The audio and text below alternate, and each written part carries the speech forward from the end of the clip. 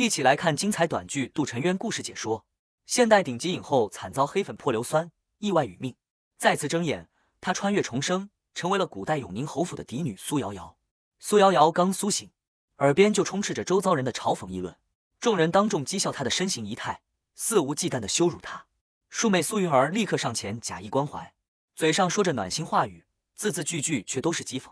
她嘲笑苏瑶瑶的衣裳紧绷别扭，直言苏瑶瑶无论如何打扮都丢人现眼，远远比不上自己。接收完原主记忆的苏瑶瑶已然清醒，原主身为永宁侯府嫡女，早早与二皇子定下婚约，本该身份尊贵，前程无忧，奈何原主性格怯懦温顺，多年来一直被心机庶妹苏云儿假意亲近，暗中算计，又被偏心庶妹的二皇子轻视打压，常年活在 PUA 与当众羞辱之中。二皇子满心偏爱苏云儿，全然无视婚约，当众坦言，若不是顾及皇后颜面与苏瑶瑶外祖太傅府的势力，他连多看苏瑶瑶一眼都觉得恶心。苏云儿仗着二皇子的偏袒，愈发嚣张，当众嘲讽苏瑶瑶身形丰腴，毫无清雅仪态，断言没有世家公子会倾心于她。围观众人纷纷附和，一次次践踏原主的尊严。原主体弱体虚，长期营养不良，再加上心虚郁结，经此一场当众羞辱，一口气憋闷于心，直接气绝身亡。这才让现代影后的灵魂占据了这具身体。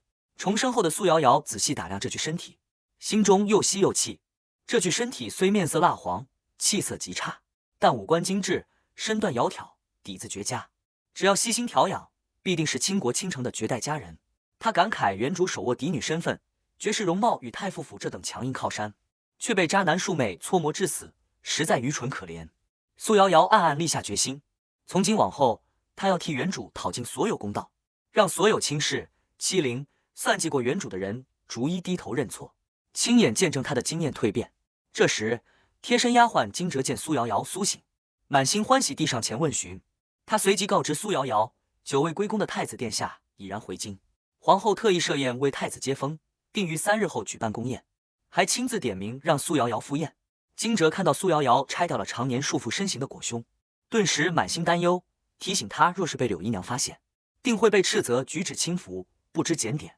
往日原主为了迎合二皇子的喜好，常年束胸，刻意节食，受尽束缚委屈，却依旧得不到半分善待。如今的苏瑶瑶早已不在乎这些无谓的规矩与他人的喜好，直言紧绷的裹胸让人窒息，绝不会再佩戴。她明确告知惊蛰，从今日起，自己不再束胸，不再节食委屈自己，自身的容貌身段轮不到任何人智慧评判。惊蛰见自家小姐性情大变，不再怯懦卑微，当即表示一切听从小姐安排。苏瑶瑶向惊蛰打听宫宴细节，这才得知往年皇后的各类宴席，柳姨娘都会找借口替她推脱，刻意隐藏她的锋芒，只为给苏云儿铺路。同时她也了解到，这位太子殿下素来醉心礼佛，清冷禁欲，不近女色，此次皇后设宴大概率是要为太子挑选太子妃。苏瑶瑶心中快速盘算，她与二皇子的婚约本就是一段孽缘，不止留恋，而清心寡欲、身份尊贵的太子殿下，正是她摆脱糟糕婚约，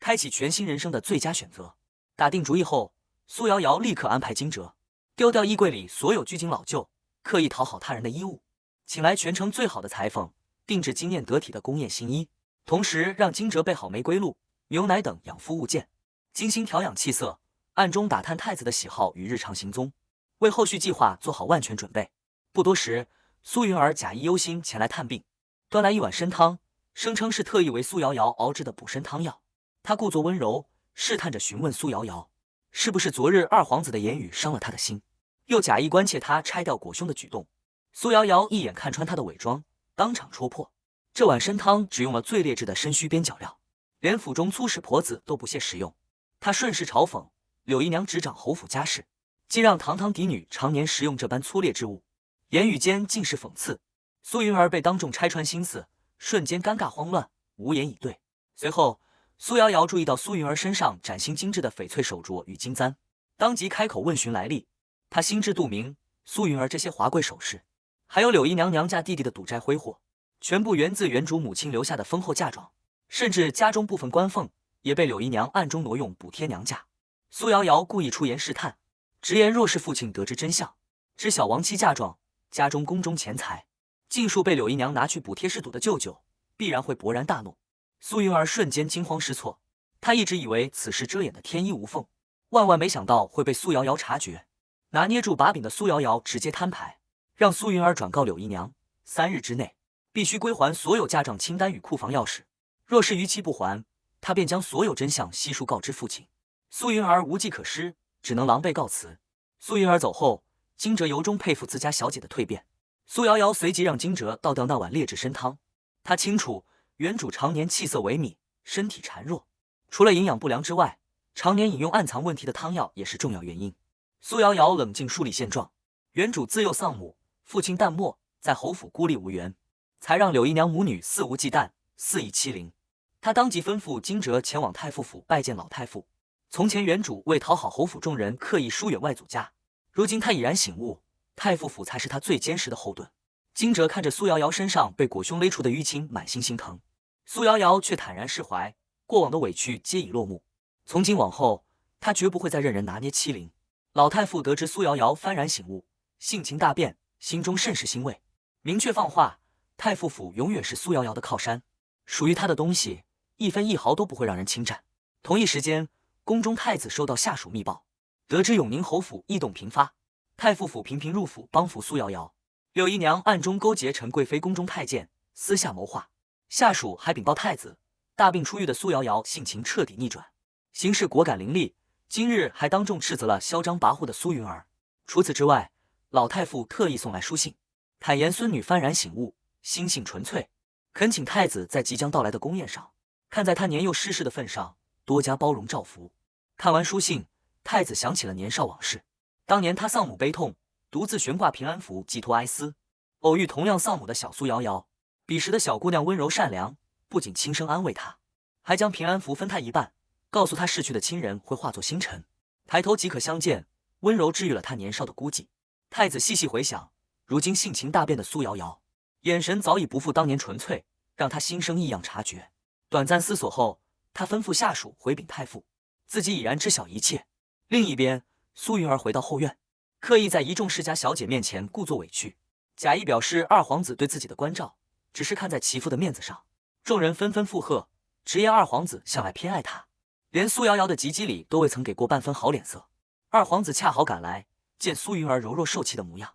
立刻柔声安抚。苏云儿趁机告状，谎称苏瑶瑶训斥自己衣着妖艳，举止轻浮。二皇子瞬间震怒，全然不顾婚约，当众辱骂苏瑶瑶臃肿愚蠢，毫无仪态，竟敢欺辱苏云儿。他当众许诺苏云儿，宫宴之上必定让苏瑶瑶下跪赔罪，还直言若不是忌惮太傅府势力，他绝不会迎娶苏瑶瑶。他向苏云儿承诺，待稳住局势，便纳她为平妻。苏云儿心中窃喜，同时暗下决心，绝不甘心屈居人下，一定要彻底毁掉苏瑶瑶。很快，皇后的接风宫宴如期举行，京城权贵尽数赴宴。苏瑶瑶身着全新华服惊艳登场，身姿窈窕，容貌绝色，气质清冷脱俗，和往日憔悴怯懦的模样判若两人，瞬间震撼全场。在场众人纷纷惊叹，不敢相信这便是传闻中面黄肌瘦、懦弱无能的永宁侯府嫡女。苏云儿看着光芒万丈的苏瑶瑶，满心嫉妒与不甘。二皇子更是彻底失神，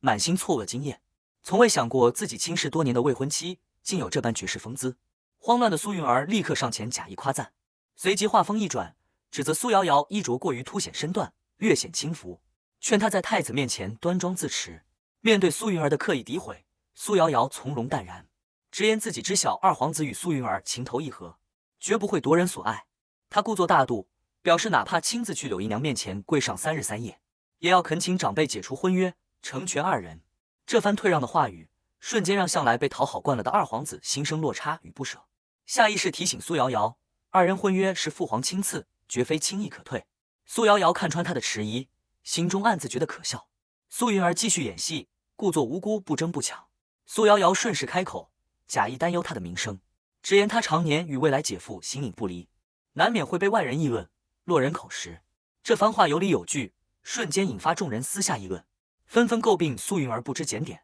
随后苏瑶瑶明确表态，往后会主动远离二皇子，彻底成全二人。二皇子看着全然不纠缠自己的苏瑶瑶，心中愈发不适。苏云儿却深知苏瑶瑶已然吸引二皇子目光，心中杀意渐生，决意要尽快除掉苏瑶瑶，稳固自身地位。苏瑶瑶全然不在意二人的心思，她从始至终都未将浅薄好色的二皇子放在眼里。这场宫宴，他的目标从来都是清冷禁欲的太子殿下。他看着宛如谪仙降世、震慑全场的太子，心中生出挑战欲，想要看看这位不染尘俗的佛子，动了凡心，跌落神坛会是何等模样。全场宾客尽数起身行礼，唯有苏瑶瑶从容迈步，径直走到太子身侧落座，打破了太子身旁无人近身的惯例。这般大胆举动，让全场众人惊骇不已，议论不止。太子端坐原位，神色淡然，面对周遭喧嚣与苏瑶瑶的靠近，始终不为所动，定力极强。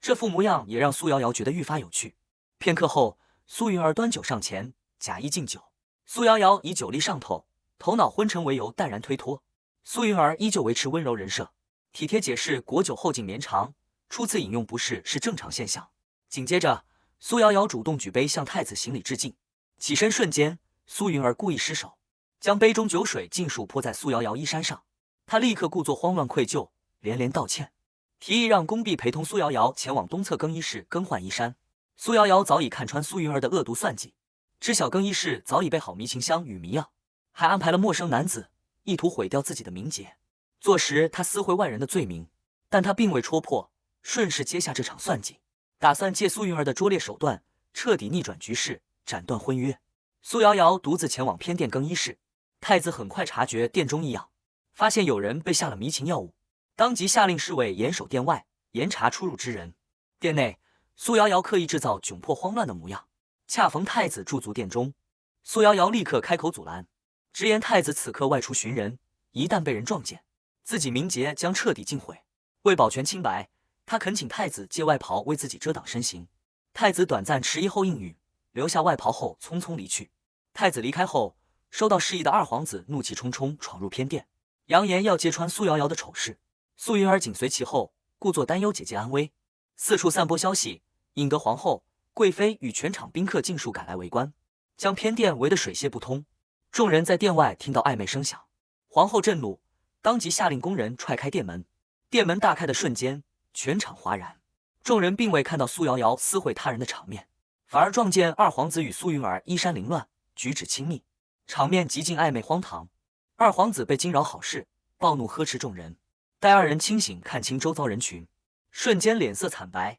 惊慌失措。苏云儿第一时间甩锅狡辩，哭诉自己被人陷害，是殿中暖情香让自己神志不清，妄图将所有罪责推给苏瑶瑶。面对栽赃，苏瑶瑶从容拆穿谎言，直言自己离开前已彻底熄灭香炉，不可能残留香气。同时，他点破关键破绽：苏云儿身上穿着的是自己的贴身小衣，绝非被动陷害，一切都是他精心策划的阴谋。真相瞬间大白，众人彻底看清苏云儿阴险歹毒的真面目，知晓他害人不成，反自食恶果，当众失真，丑态尽出。皇后看清来龙去脉后，当即定论：二皇子与苏云儿已然有了夫妻之实，木已成舟，索性成全二人。苏瑶瑶立刻顺势躬身行礼，端庄大度地表示二皇子与苏云儿情谊深重，自己不愿横插一脚，霸占婚约。她当众恳请皇后解除婚约，归还定亲信物，还故作淡然，直言往后愿常伴青灯古佛，为皇室祈福，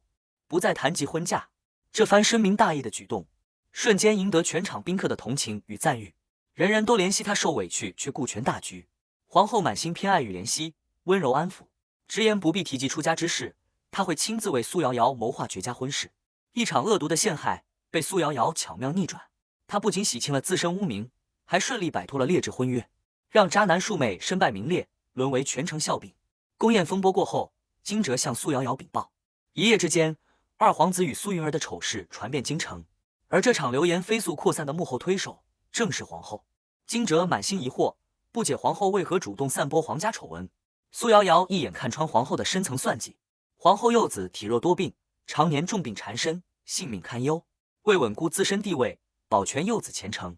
她急需拉拢太傅府作为靠山。她造势成全苏云儿与二皇子，帮扶自己，皆是为了卖人情，想要促成自己与太子的婚事，借此绑定太傅府势力，为日后铺路。理清所有利害关系后，苏瑶瑶又向惊蛰询问是赌舅舅的近况，得知其近日赌运极差，输尽家财，为翻本正四处疯狂筹钱，急红了眼。摸清局势的苏瑶瑶立刻定下计策，吩咐惊蛰联络宫中林嬷嬷打造前朝古玉，联合城中当铺与赌坊设局，先让嗜赌的舅舅小赢几把，勾起贪念，待他彻底上头后，再收网拿捏把柄，彻底清算柳姨娘母女的旧账。惊蛰领命，即刻暗中部署。不久后，气急败坏的苏云儿上门质问，怒斥苏瑶瑶心机深沉，刻意陷害自己，毁了他的前程名声。苏瑶瑶冷静回击，点明昨日一切皆是苏云儿自作自受，主动点香，安排外人闯入偏殿，从头到尾与自己无关。他冷言提醒苏云儿，如今全城皆知他失贞无德，举止轻浮，而自己是深明大义的受害嫡姐，即便他告状，也无人会信。他更是直言，昨日自己若狠心，苏云儿早已当场羞愤自尽，留他性命已是最大成全。苏云儿被对得哑口无言，满心惊惧，直言苏瑶瑶根本不是懦弱草包，而是吃人不吐骨头的毒蛇。随后下人将失态的苏云儿强行带走静养，女儿前程尽毁，柳姨娘心慌不已，亲自上门向苏瑶瑶下跪哀求。她告知苏瑶瑶，陈贵妃已然松口，愿让苏云儿做二皇子侍妾，可二皇子态度决绝，不肯接纳，恳请苏瑶瑶高抬贵手，放过苏云儿。苏瑶瑶假意温和扶起柳姨娘，嘴上宽慰她二人情根深重，实则话锋一转，提及是赌的舅舅落败缺钱，正好可以陪伴失意的苏云儿。柳姨娘大惊，震惊于苏瑶瑶对自家私事了如指掌。苏瑶瑶不再迂回，直接摊牌追责，限定3日之内让柳姨娘归还所有嫁妆账本、库房钥匙，补齐多年挪用的所有财物。柳姨娘拿出假账试图蒙混过关，却被苏瑶瑶当场点出多件缺失的贵重嫁妆。苏瑶瑶冷厉警告，若嫁妆有半点缺失，便请廷尉府介入彻查。因会提及廷尉府严酷刑罚，彻底震慑心存侥幸的柳姨娘。柳姨娘深知无从抵赖，连忙应允尽数归还。苏瑶瑶随即示意下人送客，干净利落了结此事。诸事落定后，惊蛰禀报。次日初一，太子按例会前往大相国寺听经礼佛，询问苏瑶瑶是否前去偶遇。苏瑶瑶淡然摇头，坦言自己前往寺庙并非刻意攀附，而是为了归还旧物，了结过往缘分，开启全新人生。次日，大相国寺众多世家小姐慕名而来，想要偶遇太子，博取青睐。李家小姐见苏瑶瑶现身，当即出言嘲讽，调侃她被二皇子抛弃后，又来寺庙攀附太子高枝，还质疑她发间的佛珠是偷窃而来。面对无端刁难与羞辱，苏瑶瑶从容淡定，不卑不亢，直言佛珠是太子亲手赠予，绝非偷窃。在全场众人惊疑的目光中，缓步走来的太子伫立一旁。苏瑶瑶轻声问询，是否因自己佛缘深厚，才得此馈赠。清冷肃穆的佛殿之中，二人遥遥相对，过往旧缘与心生情愫悄然生根发芽。